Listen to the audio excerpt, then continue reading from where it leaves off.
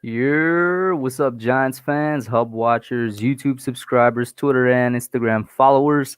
It's your boy Kush back at it again with another episode of the Just Chillin podcast. Welcome everybody. Shout out to Joseph Balby in the chat. He said first, he was indeed the first person there. Jaden Dawkins second. Mets fan 11 as a third in here. Let me just quickly tweet out the vid I just got in. So let me actually tweet this out so we get some more people in here. Gather around. Gather around. Ooh, that was very loud. Let me adjust my volume here. That was a little too loud. All right, let me share this out. Get your questions ready. Got a couple things to talk about. Of course, today the Giants they signed Corey Coleman to the practice squad, which is about I want to say 7 weeks too late. Should have never cut the guy in the first place.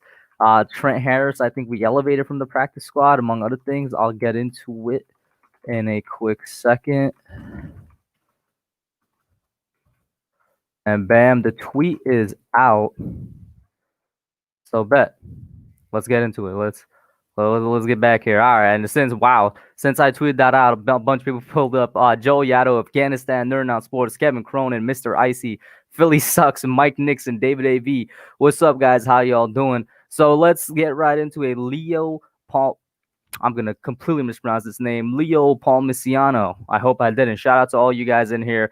David AV says an Evan Ingram trade is looming. I don't know about that. I put out my video on Monday. I saw that KB put one out earlier this afternoon, basically about the same thing. The report from Adam Schefter saying that he might not be traded, but then again, that's because of lack of interest from other teams, which I find hard to believe because before that Schefter thing came out, we heard that the Saints, the Patriots, and I think the 49ers were interested in Evan Ingram. So, I mean, at this point, it's a case of what the Giants are asking for. And while I currently very, very much hate Evan Ingram, shots of Copper Truth in the chat, while I very much hate Evan Ingram, I don't want to give him up for chump change. You know what I'm saying? I don't want to give him up for pennies. Like Marcus Golden going for a sixth, I'm fine with that because literally nobody was going after Golden in the free agency period. Marcus Golden was also not that big of a player on the Giants this year because he wasn't even supposed to be back. We didn't expect him to be back. So him for a sixth, that's fine. If for somehow, some way we trade Evan Ingram for a sixth, that's not fine. He's definitely worth more than that. You know what I'm saying? Shout out to Edward Chan here. That's completely fine, Edward. Joe Yaddle says Coleman is going to be a special teams guy. Have to believe. So Coleman, let's talk about that. We finally re-signed Corey Coleman, who once again, just like Marcus Golden, he was out on the free agency market, not only for the entirety of free agency. I'm lying, not entirety of free agency, for the entirety of the regular season so far, basically from cut day all the way up to week 7, all the way up to today. For some reason, ain't nobody signing Corey Coleman. I don't know why. Shout out to Joseph Balby. He's back in here. But he's better than what we have right now. He's better than some of the receivers we got right now. Sterling Shepard, I don't know how long it's going to take for him to be back at full strength. Darius Slayton, I don't know how long it's going to take for him to be back at full strength. He looked okay during the Eagles game. Maybe he's still a bit hobbled from that Washington game. Golden Tate is honestly 50-50. Sometimes, he's right on the money. He could get open. He could be that good receiver. He could be that end zone receiver, as we see that he was against the Eagles and even against Washington. And then other times, the dude looks his age. He looks really old out there. And then after those two, it's basically Corey Coleman because it's Austin Mack, and then we don't really got anybody else. Austin Mack, and I'm forgetting the other guy that we brought up who was a offseason standout. The fact that I'm forgetting his name, I feel like kind of proves my point because these guys are guys without, they don't have much experience. We need somebody else in there. I think Corey Coleman can bring that, but that is a good point brought up by Joe Yaddo. He might be back here to be a special teams guy. I hope he's used more in the offense. We'll see what happens there. How much do I expect to see Jabal Shurd play Monday night? I expect to see him, I don't want to say a lot, but a good amount because he's essentially going to be picking up the snaps that Golden left here. Jabal Shurd, I feel like that Jabal Shurd signing and the Golden trade was very much, supposed to be connected to one another. I feel like no matter what, we were going to trade Marcus Golden because Jabal Shurd is a very similar player to him in terms of, pass rushing ability and what he brings to the table as a veteran. So, like, having him and Golden here, in my opinion, wouldn't have made sense. So I think us signing Jabal Shurd and then, like, 2-3 days later trading Golden, that was supposed to be how it happened. I think he's supposed to take all of Marcus Golden's snaps. I think he's not going to because he's going to be worked into the system. We're probably going to see him out there for whatever 50% of golden snaps were because he still has to get used to the system. He still has to adjust to the team and all that. But maybe against, say, the Eagles, he'll probably have, full-time snaps. We'll see. David A.V. said we wouldn't trade Odell, and I did bring that up in that video. In my Evan Ingram video where I talked about the Adam Schefter report. If you guys didn't see that, it was out on Monday. It's up on the channel. I did say that we literally said we wouldn't trade Odell, and then that's what's happening. I shout out to Creslo's 22 in the chat. He says, what do you think about Kyle Pitts? I think he's a top 10 pick. Maybe it's my bias since I'm a Florida Gators fan. So Kyle Pitts, I don't watch college football like that, so I can't give an opinion on it. All I know about Kyle Pitts is that he's a tight end. I think a couple weeks ago, he was ranked by PFF as the best offensive player overall in the country. So I think he's a really good player. That's all I could say on it.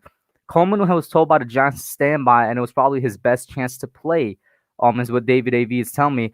Here's the thing. Whenever any team cuts any player, if that player was not on the practice squad, but if that player was with the team throughout their entire offseason, then on cut day is when they got cut out, and it wasn't a cut like, say, for the 90-man roster. They just barely made it all for the 53. The team is always going to tell them to stay open. That's what every team does. Yes, it does mean they have a better chance to get back and play with the Giants, but it's not their only chance. You know what I'm saying? Any other team could have went and picked up Coleman. That's what I'm saying. Didn't Coleman practice against the second string and not play with the first? I seem to remember. I can't remember what the snaps were, how he split his snaps. It was probably both, honestly. It was probably a mix of both. What about Benjamin Victor? He hasn't been elevated, and he's still a rookie. No matter how much I believe in Benjamin Victor, I was a Benjamin Victor fan from the draft. He's still a rookie. There's only so much he can do. I would love if he could come in and have that Victor Cruz type effect, but the probability of that happening isn't exactly high. Bachman did not even play. True. Mixed sports. I mean, I made a video on that on Monday, bro. I guess you could say I was ahead of the curve on that one because the reports came out on Sunday about Gettleman possibly saying, and if you want my full thoughts on that, you could go and check that video out. My short thoughts on that is I am a Dave Gettleman guy in the sense that I want him to stay because I want consistency. Yet the dude has failed at his job, which is why I think he's going to lose his job. One of his jobs that he was supposed to do when coming here was fix the offensive line. While I think it's on the path of being fixed, it should have been fixed by now. At least that's what ownership thinks, and that's definitely what most of the fan base thinks. So he's probably going to lose his job, but hey, that was my thoughts on it. I extrapolate on it more in that video. Edward says, what I want Leo traded right now if the Giants organization realizes he wants too much money and we aren't re-signing him. If you don't want to sign him again, we could get a comp pick. Let's see. Hold up. I just scrolled down and then I lost all my comments that I was looking at. So, okay, all I remember is something about a comp pick. I literally scrolled and then Edward's comment that I was looking at just got lost. I would trade Leo if we get good compensation for it, and good compensation, in my opinion, means at least equivalent to what that comp pick is going to be. That's if I'm trading Leonard Williams. Now, re-signing him, that's a different story. If he's still legitimately asking for Aaron Donald money at the end of the season, nah, I'd let him walk. And you know what? That's the hard thing about this. You don't know how serious he is when he's saying he wants Aaron Donald money, and he's going to use that to try and trap the Giants into re-signing him versus then trading him. Because if they know he's not serious about it, they could trade him for whatever, something acceptable at the very least. But that's the hard thing about Leonard Williams, man. Shout out to AJ Marshall in the chat, T.I. in the chat. What move should the Giants make this season, Creslo say? My dream scenario, and last stream, Edward actually brought this up. My dream scenario for the Giants this offseason, sign Bud Dupree, draft Jamar Chase, or trade back whatever pick we get and somehow still get either Jamar Chase or Jalen Waddle, get a respectable second middle linebacker or second cornerback, and then with the pick after that, second middle linebacker or second cornerback. So, those two second and third picks should go to linebacker and cornerback, but offseason-wise, signing-wise, sign a person like Bud Dupree who can be a legitimate pass rusher for this team. That would be my dream scenario for the offseason moves. Either way, I think if we're getting a pass rusher this offseason, it's going to have to be in free agency because here's the thing. It's a very weak pass rushing class. Now, somebody could pop up between now and the draft. I think it's unlikely, but it is a very weak pass rushing class as we stand here on October 27, 2020. Let me see what else you guys got saying here. Nerding on Sports says, I agree with you on Gettleman. He's made moves to try and at least fix this line. Unfortunately, it hasn't worked out yet. Can't say the same for Jerry Reese. Yeah, Jerry Reese had like 7 years to fix the offensive line. So I ain't got no excuses for him. Joe Yado says everyone was praising Gettleman for his last draft and free agents were good pickups. Now we're talking about firing him again. Shaking my head. Joel, I want Gettleman to say. I already said that, but I get where you're coming from and who you're talking to. I agree with you. My stance on Dave Gettleman would always be he should remain the GM until the end of the year. We should give him one more year. That's my stance on Dave Gettleman because you know what? I think you should give a GM 3 years when they're rebuilding. We've only been rebuilding for 2. Don't let 2018 fool you. Don't let revisionist history take over. 2018 was not a rebuilding team. We were trying to win. 2019 was the first year to rebuild. This is the second. Give Dave Gettleman his 3rd year. I mean, what he's done in free agency this year with the money, bringing in the guy that I call the best cornerback in the league, and people legitimately agree is the best man corner in the league right now, in James Bradbury, bringing in one of the best middle linebackers in the league, and his draft classes are still strong. Granted, they're not as strong as they looked initially, but they're still pretty strong. Give him his extra year, you know what I'm saying? Let's see here. Let's see what Mixed Sports is saying. Bud Dupree will be nasty. Yup. Shout out to Cowboy X Factor in here. Cowboy X Factor, how do you feel about the Cowboys trading Everson Griffin to the Lions, I think? How big of an impact did Griffin even have on your team when he got there? Let's get down here. AJ Marshall says, I want that pass rusher from Miami. How about him? You're talking about Miami College, right? That's Greg Rousseau. I think his name is Gregory Rousseau. I'll get on that to him in a minute. Creslow said, I want Bud Dupree so bad. I think we should get Jamar Chase and keep Gettleman for consistency. I agree. Joseph Balby says, if we do that, Hub, we're going to be a playoff team or at least do well. You're talking about my dream scenario? Well, that's why it's my dream scenario, because I think you could do lots for this team. That said, the fact that, that even happening is like way out there. Like that means the Steelers don't even try and re-sign Bud Dupree. That means another team doesn't scoop him up and he wants to come here. That means somehow, some way, our chips fall correctly and we trade down, still get one of the top 2 wide receivers between Chase and Waddle, and still get a respectable middle linebacker in the 2nd round and a respectable cornerback in the 3rd round. You know what I'm saying? A lot of things have to fall right.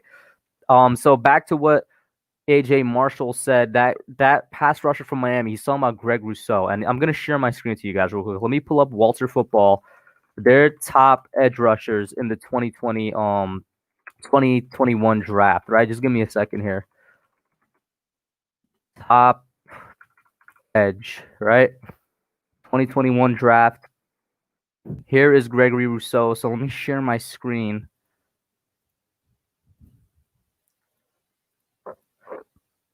All right, you guys should be able to see this now. And there's an ad. Of course, there's an ad. I'm going to zoom in so you guys could read along with me. So this is what they have to say about Gregory Rousseau. And of course, this is just one website as of right now. You could do your own tons of research. Walter Football is a very trustworthy one, though. And for at least an overview to get an idea of what Gregory Rousseau is, this is what they say, right? He's one of the best edge defenders in college football during 2019, despite being a redshirt freshman. He collected 15.5 sacks with 2 forced fumbles and 54 tackles on the year. Rousseau has an excellent skill set with upside to develop, but his growth could be slowed down by his decision to opt out of the 2020 season. Now, this is where I need one of you guys to update me. Did he actually opt out of the 2020 season? Because if he opted out of the 2020 season, that makes me like this prospect even less. You know what I'm saying? Why would I want a guy that's essentially a one-year wonder? And that's exactly what the article continues to say. Then they say he might be a top 10 pick. He'll be more raw and underdeveloped compared to the recent high defensive end Jadeveon Clowney, Myles Garrett, Bradley Chubb, and the Bosa brothers. That's another thing I agree with. I don't think he's at that talent. You know what I'm saying? I don't think he's of that elk. And we got the one, the only Pestilence PTA Sports in the house, bros. Welcome him in, everybody. PTA, how you doing, man? I'm doing all right, man. I had to show my face so that people didn't think I had did something irrational, based on the New York Football Giants. How's everybody doing tonight? Exactly, man. I mean, that last game was a tough one. You're coming in the middle of, us talking about off-season dream scenarios. You know what I'm saying? So, listen, bro. They asking me, I'm providing. Let me get to a couple comments, then I'm gonna get your thoughts on it. Mixed Sports says, yo, Hub, how about we also get Gallup? Bro, is Gallup not on the Cowboys for another year? I don't know why everybody wants Gallup so bad when he's not even a free agent this year. And even then, it's like I could do without Michael Gallup. I don't see the hype around him. You know what I'm saying? Nerding on Sports says there aren't enough characters on a YouTube comment for me to defend Gelman the way I want to. So you know what? Let's jump into that first, PTA, since it's always been a hot topic, but it's hotter than ever. Are you going to be somebody that defends Dave Gelman, or are you going to be somebody that fights back against him? I'm done defending Dave Gettleman. Here's the thing, and I really like Dave Gettleman, right? I really like Dave Gettleman from a standpoint of he's really good, in the draft. He had a really good free agency period, man. We got some key pieces in free agency, but like I can't defend Dave Gettleman anymore. Like not even a little bit. He's had several years here to try to get this team where it needs to be, and his team is not where it needs to be. PTA is 2 years enough. 2 years? Yeah. Hasn't he been here for 3? He's been here for 3. He's been rebuilding for 2. Now, listen. I can't defend the man. He said that his priority was going to come in here and fix the offensive line. And to be completely honest with you, I don't know if this offensive line is any better than it has been. I've been a big cheerleader for Thomas, and Thomas is looking rough, and I'm not quite sure what his issue is. I'm not quite sure. Like he doesn't look like the guy in college. He just doesn't look like him. He doesn't look like himself, and I'm not sure what the issue is. And then when you look at the rest of our line, Will Hernandez ain't playing good. I still don't know about our center position. Zeitler is solid, but is he going to be here much longer? Don't know. Cam Fleming is a disaster. Matt Pert should be in there somewhere, but he's not. And it's crazy because Pert they give Pert the opportunity to go in there and get some reps, but then they're not starting them. So like this offensive line has not been has not been fixed yet. The defensive line, though it is better, is not good enough to give us the pressure necessary to make quarterbacks uncomfortable. We have no edge rushers. We've picked a billion defensive backs, but it feels like Bradbury is the only one of note right now. So I mean, like this team is not where it needs to be, and it falls on Dave Gettleman. It just does. I can't sit here and defend Dave Gettleman anymore. I can't. Like it. You look at this point. You look kind of foolish if you're still defending this man, even if you like him, which I do. I can't defend him anymore. Like, this is a disaster. This is a disaster during a year when the NFC East is ripe for the picking, man. It's right there for us. And we don't have the talent to go out there and take it. We just don't. I want to say shout out to Prison Mike in the chat. He says a rebuild. He says a rebuild doesn't take this long in the NFL. Look at the Cardinals. All I'm going to say is what I've been saying since the beginning of the video. I made a video on that Adam Schefter report saying Evan Ingram will not be traded and Dave Gettleman will stay on Monday. The reports came out on Sunday. I said that same thing in the video. I was like, for anybody that wants Gettleman gone, I'm done arguing against them. I simply bring up both points now because I still see both sides of the situation. One of the best points you bring up for Gettleman to be gone is the Arizona Cardinals. They did their rebuild in 1 year, essentially. Essentially 1 year. It's 2 completely different ways of doing it, but they did do it in 1 year. Shout out to NMM Gaming, Mr. Icy, and Wolves in the chat. So here's the thing, and Wolf Sports. Wow, that's somebody I've never seen here before. So here's the thing, right? On the offensive line and on specifically Andrew Thomas, because I feel like I've been an even bigger cheerleader for him than you have. I'm confused as well because he's doing bad. And while I expected him to struggle in his rookie year, I expected by this point, it's essentially halfway through the season, that the struggles would have eased up. It seems as though from week 1 to week 7, he's gotten worse, which makes no sense to me. That's what's worrying me. That's what got me worried. However, I'm still, here's the thing. I'm still giving him time because he's a rookie. I don't know what's so wrong without letting a dude have his rookie year, go through his ups and downs. And you know what? Maybe he fails his rookie year. Maybe he bounced back and whatnot. But I think it's way too early to, start giving up on him and or start labeling him a bust. However, what it's not too early to do is If you think he's better at the right side, then Giants own up to it, put him on the right. And for God's sake, put Matt Peart in there, because whenever Matt Peart is in there, the entire offensive line, whether Peart is at left or right, does better. He somehow, some way has that chemistry with them and works together with them. So put Matt Peart in there as well. I mean, we're in a real weird place as Giants fans right now, right? Because like you want to support your team, you want to support your staff, and it's hard to do that when we've just been so bad for so long at this point, right? And I don't know. So I'm in an even weirder spot because like the fan in me is done, right? The fan in me is absolutely done. But the coach in me is looking at these games because I haven't, I wanted to get my breakdown of the Eagles game done. I've just been like entirely too busy. I work a full-time job. I'm a full-time college student, and this new semester that I just started, or this new session I just started, these professors are they're just animals. I'm looking at what I got. feel you. I'm Do you looking at see what I my got. eyes, bro? Do you see my eyes? Yeah, look, I'm looking at the work that I got to do this week, and I'm like, yo, y'all realize I got a full-time job, right? Like, how am I supposed to get all this done? So things have been real busy. But like, I look at the film, I watched the game over again. I've watched it a couple of more times since, and like, I look around and I'm like, yo, there are so many bright spots to this team that I want to be optimistic about the future. Like, we've been in all games but one. Right. We have legitimately been in all these games except for one. One game we got blown out. All these other games we've been fighting. We've been in the games and the ball didn't bounce our way. Or we didn't get a call that we should have got. Or we got a tight end that don't feel like catching the ball. I was going to talk about this, and I'm going to Real quick, PTA, actually, the way you said that, because I've seen conspiracy theories. I'm going to need your thoughts on this. I know the chat's about to laugh at me, but I've seen conspiracy theories that said Evan Ingram dropped the ball on purpose so that he could get out of New York, because it looked like he could have caught it very easily, and they're like, it looks like he dropped it. Listen, he drops this. This is what I was getting ready to say. Not this conspiracy theory stuff, but although maybe it is, I don't know. But this is what I am going to say.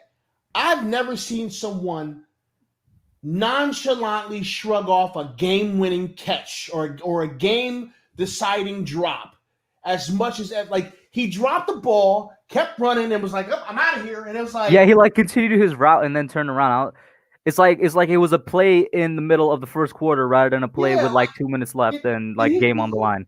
Did he not realize that was the game deciding play right there? Like if he would have made that catch, if he would have spread out, if he would have dove at it, if he would have made it a little bit of an extra effort, that decides the game. I don't know if he realized it. I don't know. And so like when I watch it a couple other times, and I'm like, bro, like was the ball perfectly thrown? Not necessarily, no. I mean, that's as perfect as you can get in that situation. But in that situation, bro, you are a first round pick. You're supposed to be one of the most dangerous tight ends in the league. You gotta catch that. You gotta do whatever it is that you're willing to do to catch that. And if I'm a coach, if you know what, never mind. I just remembered who our damn tight end coach is. He probably patted him on the back afterwards. I mean, listen, Freddie Kitchens, I have no idea how he is as a tight end coach. We know he's horrible as a head coach, and he's pretty good as an offensive coordinator. But there's a lot of coaches on the offensive end right now that got questions to answer, because I feel like me and you both are like, hey, yo, the defensive coaches, they're doing their thing with limited talent. Let's talk about the offensive coaches real quick. And before I get to that, let me address a couple of comments, because the chat has moved since I last looked at it. So shout out to Blue City Empire Sports. He said we just signed wide receiver Corey Coleman back. Yeah, we did. I talked about it earlier. I'll swing back around to get PTA's thought on it like later on in the stream. David AV said we took Barkley, traded for Ogletree, and signed Nate Solder. That's why things are not good. And we took a QB a year too late. Your quick response to that? We took a quarterback a year too late. I don't think so. I mean, like if I'm putting my hindsight 2020 glasses on, right? I'm trading that pick. I'm moving down the draft. I'm hoping that Quentin Nelson is there, and I'm not picking quarterback. Like I'm not picking quarterback when we pick Saquon. I don't know if I'm picking quarterback when we pick Daniel Jones. You think 2020 was the year? The year to pick a quarterback. That's what it sounds like you're saying, because you're saying you're not taking a quarterback when we took Daniel Jones. I wouldn't have took a quarterback at 6. Okay. I would have took Josh Allen instead, because that's who I wanted. I wanted Josh Allen, so I would have took Josh Allen, and then with like my second pick, or if we're thinking about moving up, maybe I try to move up and grab the best quarterback that's available in a mid round or something like that. Obviously, we're not picking DeAndre Baker. He's a piece of crap. I mean, but then we don't get Dexter Lawrence, and that makes me sad because I love Dexter Lawrence. But I wouldn't have picked the quarterback. I wouldn't have picked the quarterback for at least. Maybe now I'd be looking at picking the quarterback. Because you know what's funny? I remember back in 2019, it's the same year that we took DJ, of course, Justin Herbert was supposed to come out, and there was a bunch of rumors saying that Herbert was the guy the Giants were looking at. And of course, Herbert ends up going to the Chargers a year later, and he looks phenomenal over there as a rookie. Mikey C says the Cards have been drafting top 10 the best 8 years I've get. Wait a minute, top 10. Then he says, I think he meant the last 8 years. Oh, the last 8 years. I guess that 1 year, nobody builds a team in a year. Even the 49ers dropped the top 10 for 5 years in a row. So he's responding to us saying the Cardinals have rebuilt it fast. And I was going to speak on that. I didn't interrupt. Yo, the Cardinals did not turn it around in 1 year. All right. The Cardinals was picking high top trend draft picks for several years. The 49ers was doing that as well. All right. A team does not just get fantastic in 1 year. It doesn't happen. It doesn't work. And anybody that hopes that happens, it's a pipe dream. It can't happen. It can't. Let me correct what I said. Fans look at it that way because that's when they got their new head coach. That's when they got their new quarterback. And fans will look at it the same way with the Giants. If hopefully sometime down the line we turn it over and we get like a new GM or something, they will say, and when we start doing good, they will say this GM turned the team around in X amount of years. It's like, it's not that fast. Just look at the. You got to look at the entire team and all the pieces that team has. They don't get all those pieces in 1 year. It just doesn't happen. The only time it happens is if like your star player gets hurt, right? Your quarterback or your star wide receiver or an important piece or two of the offensive line, and your team sucks because of injuries, and then you got a top 10 draft pick. You get a beast and you move right along because now you're healthy again. Like that's the only time that really happens. So I mean, I don't know. And you know what? You were talking about the offensive coaches and how they're a little. Yeah, that's what I was going to swing back to. Did you see the picture of Patrick Graham at the end of the game? Patrick Graham was still on the sideline. He was sitting on the bench. Oh my God, he was so done. Someone had shot his dog in front of him. He was just sitting there. And you know what? I love it because that's the way we all felt at the end of that game. Like, yo, what just happened, man? We had this game in the bag. What the hell just happened? And I'm telling you, man, I don't know how many people went and watched my initial reaction to the Giants game. I don't know. What's going on, Jonathan in Sports? How you doing? I don't know. Remember in the house? I don't remember. I don't know how many people actually went and watched. I saw that there was quite a few views. It was the shortest video I've ever posted. All right. Spoiler alert. Oh, I watched it. Yeah, I saw it. Spoiler alert. Trade Evan Ingram. All right. That's kind of the way I felt. And now I think about it, trade Freddie Kitchens too, because if Freddie Kitchens did not light Evan Ingram's butt up at the end of that game, then he don't need to be here either. Because I would have had Evan Ingram by his throat. And if I was the coach, I would have had Evan Ingram by his throat. Like, bro, that is a game deciding play. And you went halfway on it. I'm trying to keep it clean for you, Hub. You went halfway on it. And that's garbage. So my thing with Freddie Kitchens is I'm not even focused on Freddie Kitchens right now. I'm thinking about Mark Colombo and the offensive line because that's the biggest deployment from the offense. Oh, by the way, the echo is like nasty from here. And yeah. Yeah, okay. I got you. Let me throw my phones on. Heard. Shout out to Damian Moody and Jaden Dawkins. I'm more so concerned about Mark Colombo, who not only came in here with way higher expectations because of what he did in Dallas, and also way higher expectations because he actually had a better offensive line group at the beginning of the year than what the Giants were beforehand. And he's completely disappointed so far. And this is where it gets difficult as a fan to judge whether or not is it the coaches not doing their job properly, or is it the players just simply not executing properly, or is it a mixture of both? This is where, as a fan, I'm gonna straight up admit I don't know. I can't tell y'all. But what's up with Mark Colombo and the offensive line in general? Because that definitely has something to do with it. And like I said, it seems like they've regressed since week 1, right? So Right. what's with Mark Colombo in there? I know you were a defensive coach, but any type of coaching thing you could give an insight to this? Um, this is a tough one, man, because it almost feels like, at least on our edges, it feels like these players have not seen the things that their opponent is doing.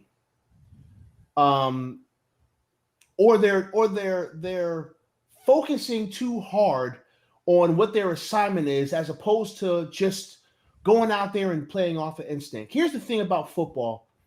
You think long, you think wrong, okay?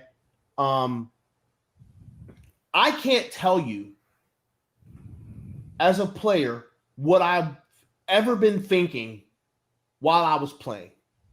Like when I was lined up in those trenches, I could never tell you this is what I was thinking during the play. I can tell you what I was thinking like before the snap as I'm processing the look. I can tell you what I was thinking afterwards. There's a couple of plays where I knew I'm getting ready to murder this guy. Bam! Those are the tiny thoughts that I could tell you that, like, yes, in these situations. But like, if you're not out there just playing off instinct, if you're overthinking it, then you make a mistake because you're focusing too hard on what you're trying to do. When you hear like the commentator say he heard the footsteps, wide receiver drops the ball, he heard the footsteps. He was thinking too much about what he was doing, as opposed to just being instinctive. And I feel like that could be a thing that's happening with at least our left tackle and maybe our left guard. They might be overthinking it because those two should just be out there destroying folks. I don't know so much about the right side. I don't know about Fleming. But like the left side of our line, man, we should just be destroying people. We got two big, strong, mauling linemen there, and I don't know. It's so weird. It's so weird how bad this line is playing, and I really don't know what's going on. It's hard for me to answer that question. Aside from, I think they're just overthinking it. Is that not go towards coaching then? Should the coach not correct that overthinking? I mean, the coach can't necessarily fix overthinking, right? 7 weeks in, The not only not thing even a little bit of some type of talk to them or something. like the only thing that the coach can do is say, "Hey, you need to just go out there and just be instinctive and just play." Mm-hmm. But like, you can't stop a player from being in their own head. And I mean, listen, here's the thing: Thomas had a lot of expectations put on top of him, and for him to not be playing well, I'm sure it's affecting his mentality. I'm sure he's out there concerned, like, I hope I don't mess up. I hope I don't mess up, because that is something that you Wait, think of. Edward Chan, are you trolling? You're not a troll. So this is why I'm Okay. taking it serious. He says trade alert in all caps. Hasn't typed out the trade yet. I don't know if he's typing right now, but Twitter, what's up with Twitter? Oh, he's talking about, okay then. So this is the David Njoku trade. Marcus Oh, May to the Browns for David Njoku and a 3rd round pick. Well, I don't know who Marcus May is. What team is that? But the reason he brought you that up, can't. You PTA, can't. Why? because when Schefter said that Evan Ingram wasn't going to be traded, he was talking about Evan Ingram and David Njoku. So maybe, we're going to see an Ingram trade soon. Who knows? Listen, I 100% want us to trade Evan Ingram. I don't think he wants to be here. He's not happy here. Oh, David Njoku is now on the Jets. That Marcus person was from the Jets. The Jets got David Njoku. Yeah. Oh, So they're they're what? they're they're fighting just a little against the Trevor train here. What? Yeah. What do you think about that, man? Let me get your thoughts before we head back to the What? Giants. Blockbuster trade. The Jets just acquired David Njoku Hold on for a a second. third-round pick and Marcus. I'm not seeing anything on Twitter about it, Edward. So where are you Yeah, getting this from? I'm looking. The Browns are offering. Okay, so they're talking about the Browns trying to get Adam Thielen. I see something about that. I don't know if that's real or not. Edward, you sure this went through, man? I'm trying to find it on Twitter right now. Yeah, I don't. This would be all over the place on Twitter right now if that was the case, and I don't see. I'm looking up David Njoku, just like his name, on Twitter. Yeah, because I don't see anything about this trade. I don't see anything about this trade. NFL players. I don't see I don't know. anything. I don't see anything either. I don't see nothing. Oh, Uh, come on, Edward. Edward said somebody trolled him. man, see, Man, yeah, got I'm me. like, yeah. Listen. All right, all right. Oh, shout out to OGR in here. Hey, If the trade was real, poor David. Nobody deserves that. Nobody yeah, I'm deserves like the Jet. going to the I'm Jets. sitting here. I'm sitting here, and I'm like, why? But why would the Jets do that? Why would the Jets do that? It doesn't make any sense. Oh, someone trolled him on Discord. I don't know if it was my Discord. I don't know. My Discord doesn't really have that many trolls. Then again, my Discord doesn't have that many people, period. It has like 8 people in there. Go into the link and join the Discord, guys. Edward is actually one of the great people in there. So, yeah, getting back on topic, Toast said, speaking of trade, I better see Ingram traded. So, you were just talking about that, actually. You Yeah, want to see Ingram traded. I listen. I want him out of here. I've been saying that all season. I want him out of here. I want him off this team. I don't. I listen.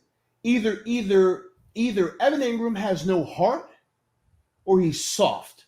Okay? Or he just sucks. I mean, come on, let's call it what it is. He just sucks as a tight end. All he has is his speed and athleticism. Yeah, If all you got is athleticism and no type of fundamentals, no types of actual technicality to your game, you suck. yeah. I mean, yeah. Personally, I think that he's very talented and he can be very talented. But he either has no. I think it's the fact that he either has no heart or he's soft, because like I don't understand how this dude has progressively gotten worse throughout his career. Like he has gotten worse throughout his whole career, and it's just like, yo, how? And it's like the 1 year that he's fully healthy. It's just I don't get it. And you know what? Here's what we have to do. How many more players do we have on this team that are from Jerry Reese? Just Dalvin Tomlinson, Evan Ingram, and Sterling Shepard. Evan Ingram, Sterling Shepard, right? That's it? Yeah. We got to get rid of all of them. We got to purge this team of Jerry Reese. We got to. Because it seems like the ghost of Jerry Reese is lingering around the NFL, yo. Like, around the NFL, not just NYG, not just with the Giants. The ghost of Jerry Reese and his first-round picks are lingering around the NFL. Okay? Who else? Eli Apple got cut today. I didn't know that. Eli Apple was on Carolina's practice squad, right? I was reading about it and I just kind of shook my head like this kid. And it's, you think these kids would learn, but they don't. Oh, Giants Opinion Sports saying Wayne Gallman too. Yeah, I forgot about Gallman. Oh yeah, Wayne Gallman. Get him out of here too. I don't really care about Wayne Gallman. So yeah, apparently, he's Eli Apple's on their practice squad. He's supposed to be, going out there practicing. He's like, oh, I can't. I'm hurt, and he leaves, and they cut him. All right, then bye. Then you don't need to be. Then you don't need to be here. So the ghost of Jerry Reese is just lingering around right now. I'm waiting on some kind of crazy news about Eric Flowers, but supposedly he's doing well at guard. Good on him. Listen, I want football players to be able to go play. I don't want anybody to not be able to make their money. Okay, unless they're dumb and they mess their own money up. If you mess your own money up, that's your problem. I don't feel bad for you. DeAndre Baker. DeAndre Baker. I don't feel bad for you. You messed your own money up, bro. Like you messed your own money up. I've gone my entire adult life up to this point without messing my money up. Okay, I don't feel bad for someone that messes their own money up. But like the ghost of this team is going to be cursed until Jerry Reese is away from this team. Okay. He's got everything that he's ever done has got to be away from this team. So Gallman's got to go. Tomlinson's got to go. Evan Ingram's got to go. Sterling Shepard probably has to go. I mean, like. Shout out to OGR Sports for the $5 super chat. Thank you so much, my man. He's also a member. He says, have you guys discussed the Corey Coleman coming back? I was going to get back around to it. I discussed it earlier before PTA came in. Also, the Giants signed Rice and John to the practice squad. Could Ingram's days be numbered? Of course, Rice and John, the tight end a lot of people like purely because of his height. Now, here's the thing. Don't fall into the same trap. We loved Ingram because of his speed. So don't fall into the trap of, oh, my God, Rice and John's a 6'7", 6'8" dude. He's also still a rookie. He's also on the practice squad. He's got to work his way up. I would love to see somehow, some way Ingram, is out of here. That means we shift up Caden Smith. Levine Toilolo gets shifted up. And then Rice and John will get onto the active roster as that number 3 tight end. You know what? We'll talk about the Rice and John real quick. We're going to get to Corey Coleman eventually because you were still in the middle of something before the super chat. Trade Evan Ingram. That's where I was at. Rice and John, I wasn't high on Rice and John. Unfortunately, I can't be high on these bottom of the roster practice squad players because we didn't really get to see them in preseason and see what they're capable of, see if they got any kind of potential. I'm still on Rice and John. He was out on the streets this long for a reason. Like, we can't be. Listen, there's 31 other teams out there. And I feel like that's going to be kind of what you're saying about Corey Coleman, so might as well hop into that. He was out on the streets for a long time. He was on the streets this entire time, okay? There's 31 other teams. Y'all got to stop falling in love. I made the mistake too. I got to listen. This is one of the few times that I've come and said I was 100% wrong. I was wrong, y'all. Okay. On who? Because I fell in love with Ryan Connolly, man. I fell in love with Ryan Connolly, and Ryan Connolly's not doing nothing in the league right now neither. Like, you can't fall in love with none of these players, man. None of them. Whether they're out there balling out or they're not balling out, you can't fall in love with any of these players. They could not be here tomorrow. Okay? We could be getting ready to have a fire sale over the course of the next 10 days. Don't fall in love with any of these players. I am not in love with any of these players. Corey Coleman, okay, cool, you're back, great. You really didn't make a whole lot of noise when you was on the team last time. You did okay in kick return, punt return, I suppose. Rising John, I ain't even seen you play any real live NFL action. I don't know what you're gonna do. Maybe you're good. I hope you are. I don't know, man. Like, I can't get excited about any of these players, especially players that have been on the streets for weeks. Not like they just got cut or they got, swiped from a practice squad. I'm not falling in love with none of these players that we're bringing in. None of them. Yo, Joe Yato, first of all, if Rice and John can block, that's great, but we still got, 2 okay tight ends above them in Smith and Toilolo. Don't immediately put them up there now. Jane Dawkins saying, I told y'all Caden Smith was better than Ingram. I know my football. Your personal opinion on that? I don't know if... by proxy, Caden Smith is better than Evan Ingram because Evan Ingram is we 43 minutes in, cool. Because Evan Ingram is ass juice, y'all. Evan Ingram is just bad. He's bad. He doesn't need to be here. He's bad. So every tight end that's either on the main roster or on a practice squad, in my opinion, is better than Evan Ingram because he sucks. He sucks. I'm done with him. I'm gonna quickly address what you said about getting rid of the ghost of Jerry Reese. It's funny you say we need to get rid of all these players because guess what? All of these players are currently in talks of not being on the team next year, whether it's by trade or by cut. Of course, Ingram, we all know why he's on the trading block and he's on the potential of getting cut. Dalvin Tomlinson, he's out there as well that's potentially being traded because it's going to be him or Leonard Williams that we re-sign this offseason. Yep. And I said it before, while I love Tomlinson more because he's a homegrown kid and he's honestly super underrated, Leonard Williams is the better player, and that's just a fact. Leonard Williams is effective in both the pass and the run. That's not insulting Dalvin Tomlinson. That's just me praising Leonard Williams more than I'm insulting Dalvin Tomlinson. So pump your brakes. What? Pump your brakes. What? They both might not be here next year. Neither one of them. I didn't even finish my thoughts. Neither one of them could be here, and you know what? I'd be okay with it. Like I'd be okay with it at this point. Neither one of them could be here. And if we're gonna jump out there and go, okay, we're gonna trade Dalvin Tomlinson because he's on, he's getting ready to be on the contract year. We're gonna trade Evan Ingram because he's on the contract year. The only person that's not really easy to get rid of is Sterling Shepard because he just signed a new contract. That's the only one that's difficult to get rid of. I'm sorry for interrupting you. The reason why I'm going to be completely against getting rid of both of them, because then we're going to have holes on the defensive line as well. We got BJ Hill who could fill in for one of them, but we don't have another person that could fill in for the other. You know what I'm saying? Like, we already have holes on our defense, as good as the defense is. Then you're going to even put even more holes on it. Like, I feel if one of them is gone, we could fill in that hole easily. But if two of them are gone, it's not so easy anymore. That Johnson character is actually playing pretty well. I don't even know who he is. I'm gonna use your own words against you. Don't fool yourself. Don't fall in love with a guy, Austin Johnson. I'm just saying Austin Johnson. Austin Johnson's looking okay. So I mean, like, it's not like we don't have any depth at all. I'm not saying that he needs to be a starter. He's depth. He's not a starter. He's depth. I'm not saying he needs to be a starter by any means. I'm just saying that, like, moves can be made. And we could be fire selling right now. Moves can be made, and I'm totally okay with it. I would be okay with this, by the way. I would definitely be okay with this. Send Ingram to the Texans, and at this point, sending him to the Texans is actually a bad thing because ain't nothing happening over there in Houston right now. Yeah, but for Bill O'Brien, like, I'll take the bag of chips, but not Bill O'Brien. Shout out to Dean Robinson in here. Word is in here. He said Zeitler and Ingram need to go. So I don't know about Zeitler because he's probably our only solid offensive lineman right now. But because of that, he has the most trade value. Yeah, listen, they're all up for sale. Everything must go. They're all up for sale, man. Like, what difference does it make at this point? Everything must go. Everything. Trade it all, right?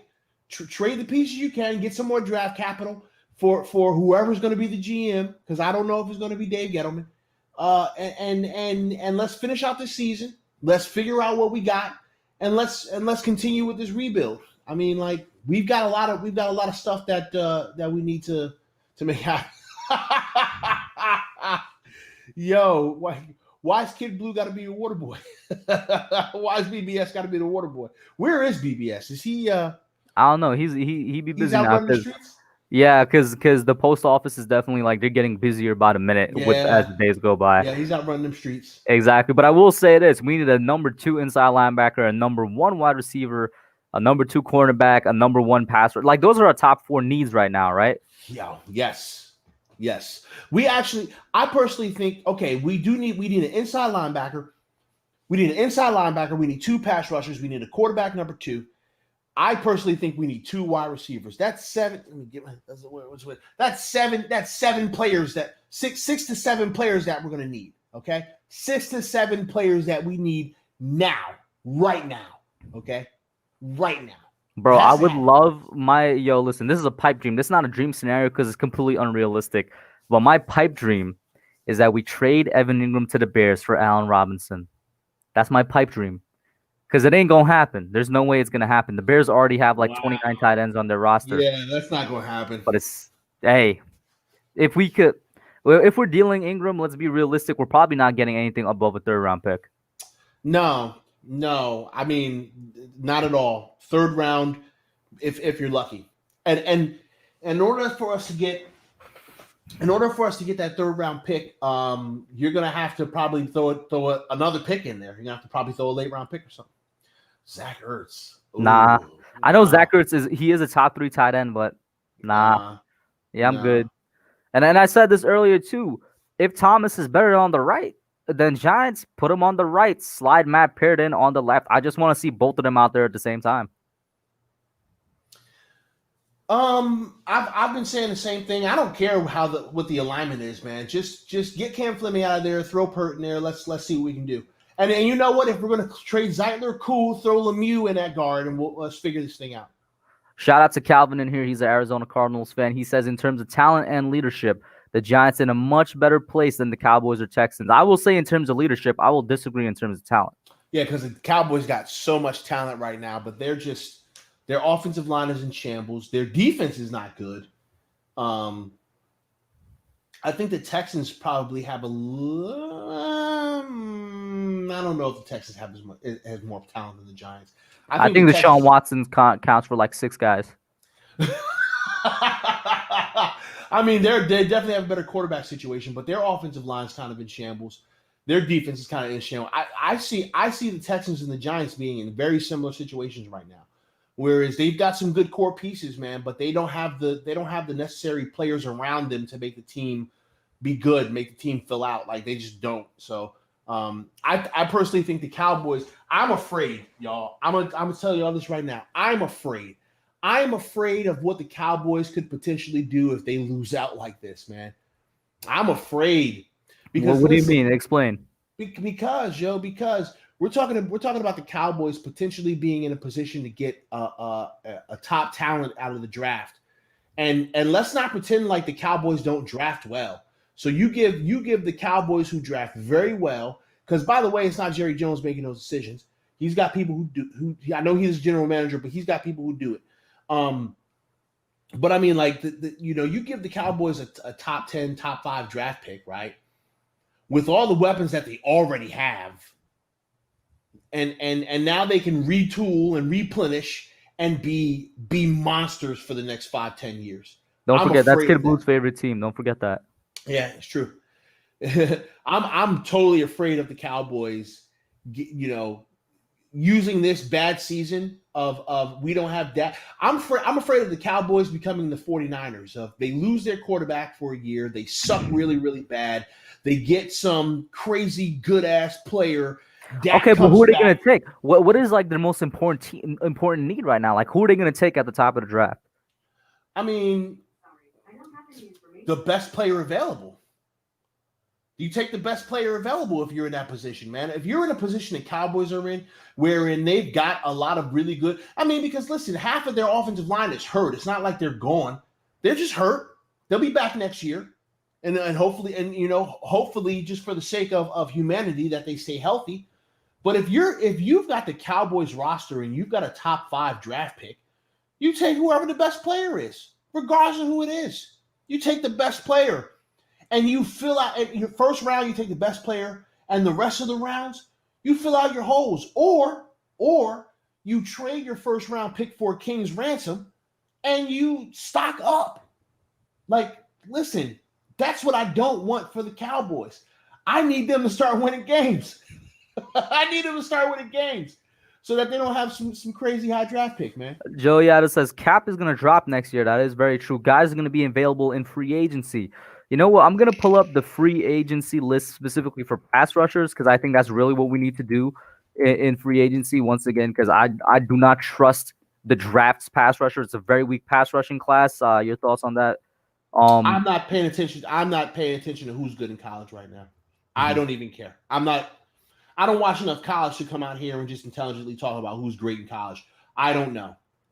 Typically, I wait until December, January before I start really looking at college guys. And even then, I still don't know enough about these college guys to come out here. Like you guys will never get a mock draft from me ever, because I'm not good at doing that. You guys will never get a player profile from me because I'm not good at doing that. I'm not a scout, y'all. I don't scout talent. I just coach. I coach people. I don't scout talent. So the three top edge rushers that are going to be available in free agency this year, Shaq Barrett of the Buccaneers, who like since breaking out last year is still a very good, consistent edge rushers. Yannick Ngakoue, even though he's been passed around like a boof, he still hasn't been signed. And it is indeed the guy that I mentioned before. Who did I mention before? Bud Dupree, and of course Matt Judon, because I don't think the Ravens even re-signed Matt Judon yet. So there's 4 pass rushers of okay quality out there next year, and I do think they're better than the ones that are gonna be available in the draft. But like you say, you don't talk draft. So what do you think about those free agent options?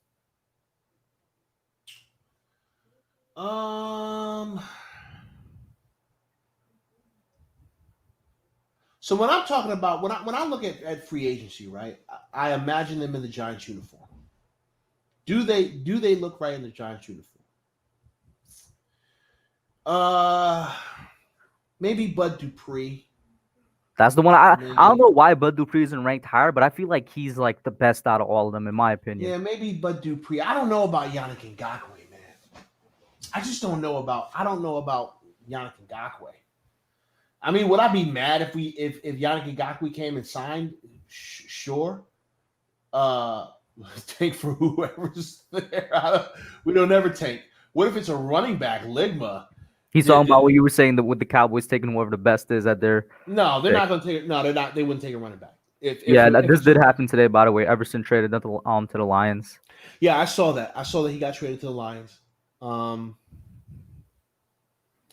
It took 7 weeks for him to show up. He had the game-winning pick, didn't he? Talk about Isaiah Simmons, yeah. Man. And you know what? Listen, man, I never cared about Isaiah Simmons to be completely honest with y'all. I never cared about Isaiah Simmons. I wanted Andrew Thomas, and then we got Xavier McKinney, and I was like, well, that was surprising. Who, by the way, just got his cast cut off. Nice. He should be back by week 10, I think. Yeah, they just his Instagram. It was on his Instagram. He got his cast cut off. So Nerding on Sport is saying Matt or Bud. Jaden is saying Bud. Let's see now. Edward is saying Shaq isn't going to make it free agency, which I actually expect to happen. I'm going to be surprised if the Bucks don't re-sign Shaq Barrett. So then he's saying Matt Judon is in. I don't know if you mean in as in the Ravens already has talks with him to re-sign him, or if they already did re-sign him, because I can't remember that. And then he says this very interesting one. You can make the argument that TJ Watt made Bud Dupree. I mean, it never hurts when you've got two really good edge rushers, man. You can't account for them all. So, yeah, I guess I'd be okay with Bud Dupree. But this is another problem that I have, man. This is we're in such a crappy place as Giants fans, man. One player is not going to make this team good. And we need a second one. So, I mean, like, if we're going to grab Bud Dupree, then I hope that means that we're also going to try and get someone, in the draft or something. My thing is, with the way Carter's been performing before he went down, I think he could be a good secondary pass rusher. I think we all know Carter's not a number one pass rusher, so he could be a good number two. He's depth, yeah. I mean, he could be. But oh man. That's why I'm like, it's so hard to talk about it right now because we're halfway through. Yeah, I hate when who knows where the Giants are at the end of the season? That's the thing, right? I hate when this team sucks, man, because then this is what we have to talk about. We have to talk about a bunch of what ifs, man. I hate when this team sucks like this. I picked a hell of a decade to jump on YouTube, talk about the damn Giants, man, because this is just I don't know, man. Like our season's not done either. Like this isn't going to happen, right? This is not going to happen, y'all. So don't. But it is still a possibility. So don't come back and say, remember when you said no? This is not going to happen. The Giants could potentially get hot, man, and win a bunch of games and mess around and win this division. Like it's still a possibility. I'm not saying it's going to happen, but like to be talking about this in week 7. Going into week 8 to be talking about this is just the worst, man. It's just the worst because I want to be talking about the players on this team. That's where my focus is at. It's the players on this team, man. We're talking about a bunch of what ifs that's not going to happen for another 6 or 7 months. Like, oh man, this is what happens when your team sucks, man. You have to come in here and you have to entertain these ideas about free agents and draft picks. I just saw Voch Lombardi, which this is crazy, man. Voch Lombardi is already talking about the draft. He's already starting to look at players, and I'm like, Voch, man, I respect you so much. Why are you? I mean, the way the Cowboys played. Let's talk about that real quick. The way they played against Washington Sunday, they legitimately looked like the worst team in the NFL. They did not care out there. No, they didn't. They gave up on their season. That was bad, man. I was embarrassed for him, man. And my wife's a Cowboys fan. She was so mad she went and took a nap. She was like, I'm done. She left. Listen, she legitimately left. We were in the living room. We're watching the game. I think I took a picture of it. I took a picture because we had the fireplace going. We got this lovely fireplace I saw it. You were like fireplace season or something like that. Fireplace season. It's fireplace season, man. It's starting to get a little chill in the air. I'm lighting fires, baby. I got this fireplace. I use the hell out of my fireplace. And we're sitting there. I got the fire going. It's nice and toasty. We chilling. The Cowboys game is on. And she's like, I'm taking a nap. And she literally left and went upstairs. What quarter did she leave? Second quarter, I think. It was like the second. She was like, I'm out. I don't even want to watch it. I'm going to take a nap. And she left and went to sleep. And I sat there. I watched the rest of the game. And I was just like, yo, this is embarrassing, man. Like, at least we ain't getting beat like this. At least we ain't getting bullied. I mean, we got bullied once. But, like, man, at least we got bullied by the 49ers, who are starting to look good again. All right. We didn't get bullied by Washington. So here's the thing, right? You brought it up. You said it's not going to happen, but it's still a possibility the Giants winning the East. We got Mikey C saying this. I had Philly Notion on my channel before the Eagles game, and then I went on his channel for the recap on Sunday. So Philly Notion actually has a surprising take on the Giants as a Philly fan. He says he believes we could still do good and we could still potentially get second place in the NFC East, if not beat out the Eagles for first. It's possible. It's 100% possible. That's what I'm saying. Like, we're not out of this thing. We're technically not out of this thing. Now, we have to go on a hell of a run in order for us to have a legitimate case to win a division. I wouldn't be surprised if the Giants are number 2 in the division, though. It wouldn't surprise me at all. Now that run's not getting ready to happen. That run's not getting ready to start. We got the Bucks. That run is not getting ready to start this weekend. The Tampa Bay Buccaneers. This is getting ready to be a slaughter. I'm gonna talk about this tomorrow on my live stream, man. This is about to be bad. This is about to be real bad. So it's not getting ready to happen now. But we could go on a run. Yo, especially because isn't that gonna be Antonio Brown's debut game? No. When is he coming out? Can't play until next week. Okay. So no, he's not playing against us. Next week is the Bucks, bro. No. We play the Bucks on Sunday. Yeah. No, Monday. I'm sorry. Yeah, we play the Bucks on Monday. He can't play until the following Sunday. Okay, then. Okay. Yeah. So it's still the Bucks. It's still the Bucks. They're still dangerous. Tom Brady. Somebody need to drug test this dude. Okay. This dude older than me, and my body feels the way his body should feel, and his body feels the way my body. I don't understand how this dude is doing it. Maybe his body's killing him, but I don't know. Whew, this is gonna be rough, y'all. It's gonna be rough. What if? I don't know if this is gonna happen, but what if, just like every other game, we played them super, super close? We still lose, but we played them super, super close. Cute. That's cute. That'll be cute. I'll be okay. You call it cute after you're just saying it's about to be a slaughter. I would call it a bit impressive. That's cute. I'm okay with it. Good job. Listen, what game did I say we were going to get slaughtered in? I don't remember what game I said. The Rams.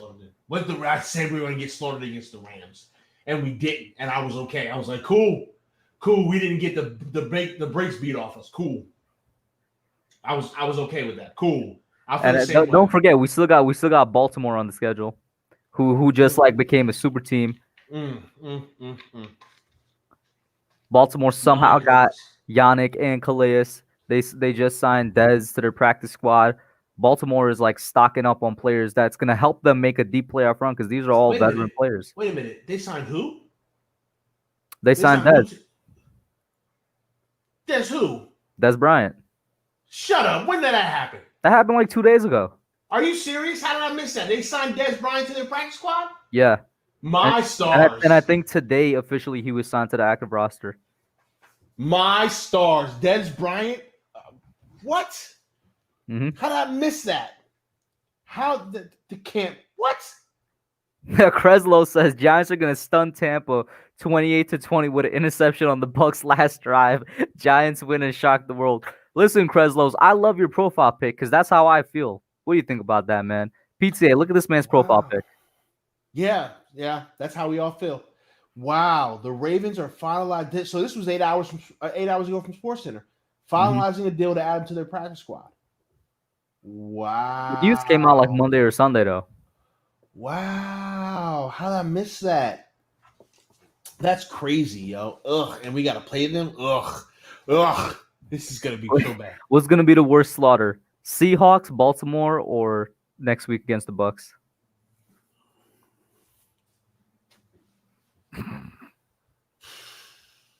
I need an answer. The audience needs an answer. Oh, man. The Giants organization needs an answer. Bigger slaughter. I don't think the Seahawks are going to slaughter us. I don't think the Seahawks are going to slaughter us. I'm getting ready to piss all y'all off, though. I'm getting ready to make y'all so mad. Because you know what's going to be the biggest slaughter? Like the biggest slaughter? The Cleveland Browns, yo. The Cleveland Browns going to kick the shit out of us. It's going to be... yo, the Cleveland Browns going to beat our brains in, y'all.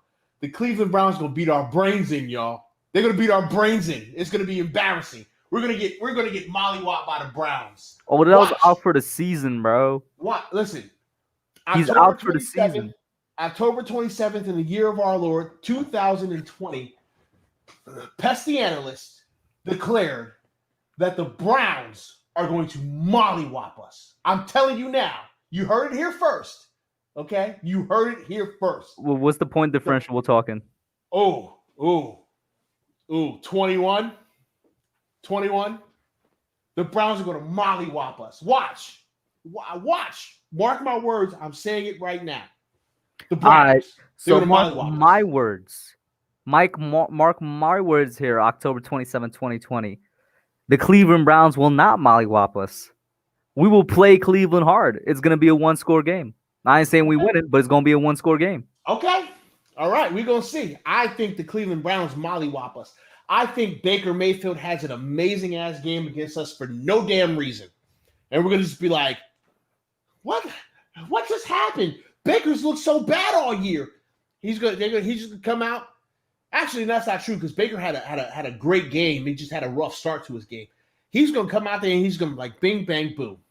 Mikey C said, PTA, now your preaching went too far. I'm sorry, yo. Listen, I'm just telling you my truth, man. Word is out here watching the World Series right now. I'm just telling you my truth. Listen, here's the thing. Here's the thing. Not only did you know what? Let me get your thoughts on that. Odell's out for the season. I feel like ever since at first I said ever since 2017 when he broke his ankle, but honestly ever since the boat trip, which is same thing for the Giants, Odell's career hasn't been the same. But it's more so that ankle injury. Like ever since then, he's legitimately been injured every single year, man. Yeah. You know, I want to feel sorry for Odell, man, because like all Odell Beckham wants to do is be great, right? Like that's it. He just wants to. Bro, his first like 2-3 years of his career was on pace to be the best wide receiver career of all time, and then since that ankle injury, his last 3 to 4 years have been terrible. Yeah. I feel so bad for Odell, man. All he wants to do is be great, man. He just wants to win. He wants to go out there. He wants to ball out. He wants to have fun again, and he's just been in just some of the worst situations ever, man. And this is what happens when you put all this pressure on somebody to be the GOAT. Like you have to be the GOAT organically, man. This is the same thing I'm concerned with Saquon, man. We put so much pressure on Saquon to be the GOAT. What if he's not? What if Saquon's not the GOAT, y'all? What if Saquon's not a gold jacket player like Gettleman said? Great kid, great team leader, great teammate. But what if he's not? What if he's not the GOAT? What if he's not? What? And we spent the number 2 pick on him. What if he's not? I'm not saying that Saquon's not. I'm not in the Saquon is overrated party, y'all. I'm not. I love me some Saquon Barkley, man. He's right now. He's my favorite Giant. But what if he's not? Just like what if Odell's not? What if Odell's legacy is a 3-finger catch, a boat trip, a hotel with cocaine in it, and a bunch of what could have been. And being hurt and a bunch of he could have been the greatest. Like what if that sucks, man? That really sucks. And I have no ill will towards Odell. I want Odell to ball out wherever he's at. I feel so bad for that man. I feel so bad for this season, man, because this season has taken a lot of great players from us. All over the league, on all different teams, man. This season, 2020 is just a jerk, yo. We can't get away from 2020 fast enough. 2020 has killed everything. Everything that we've loved, 2020 is taking it away. And I look around the league, man, and I see all these crazy, gruesome, disgusting injuries, man. Torn ACLs, compound fractures of your ankle, concussions, blown out knees, broken limbs. And I'm just like, my God, it has never looked like this before. It has never looked like, forget being pooped on. I don't think that story's true. It's just 2020 has just been the worst, man. And I just feel so bad for all these players, man. Like watching Dak Prescott get hurt, man, that broke my heart, man. Like, I can't stand Dallas. But like I got legitimately misty, man, as they carted him off the field, bro, because like that's a hell of an injury to come back from, man. I broke my ankle very similarly to him. And it took multiple months in casts, lots of physical therapy. It took a long time, man. I was supposed to never play football again. Like straight up, I was supposed to never play football again. And I was lucky. I was lucky that I healed up properly and everything was good. And I played the next year, not as good as I was playing the previous year, but I played the next year. And when I saw his ankle break like that, man, I was like, oh my God, this is the worst thing ever, man. I hate these injuries, man.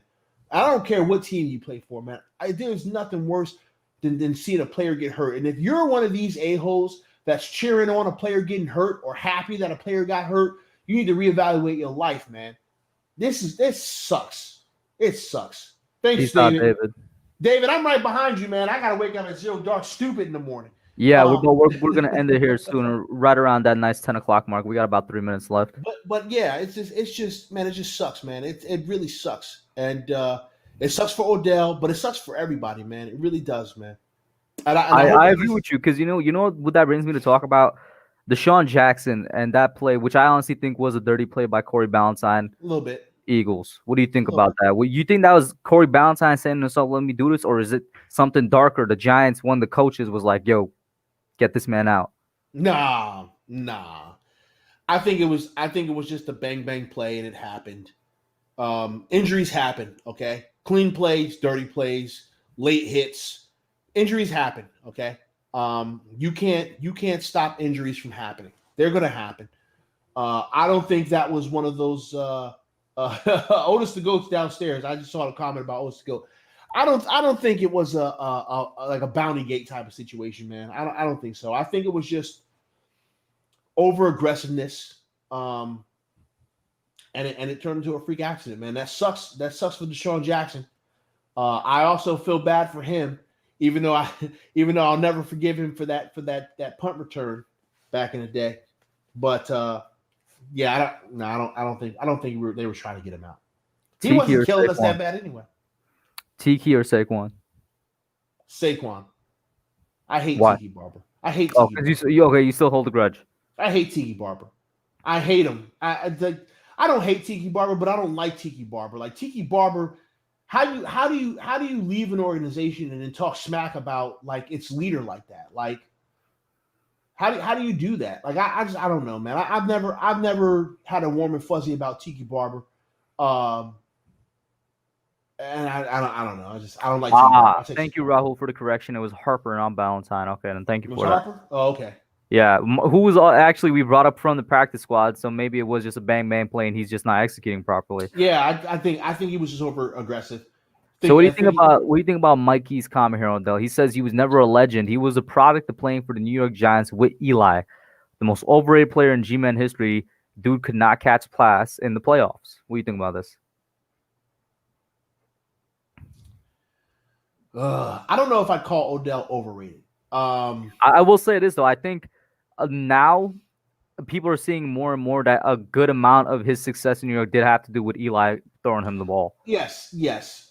He has Eli to thank for him being this great wide receiver. I don't know if I say he was overhyped or overrated. He's talented as hell, but he was a wide receiver. That's what you get from wide receivers, man. Mm-hmm. And that's going to be it for tonight, guys. Going to clock it in right here at 10 p.m. Shout out for PTA to coming in, man. Shout out to everybody for being in here. Edward Chan, David A, V, Jaden Dawkins, Rahul, Mikey C. Ooh, I belched. Excuse me, guys. That's another sign. Jazz Opinion Sports, Mike Nixon, Jaden Dawkins, every single person that was in here nerding out sports and others. Thank you all for tuning in. PTA, any last thoughts?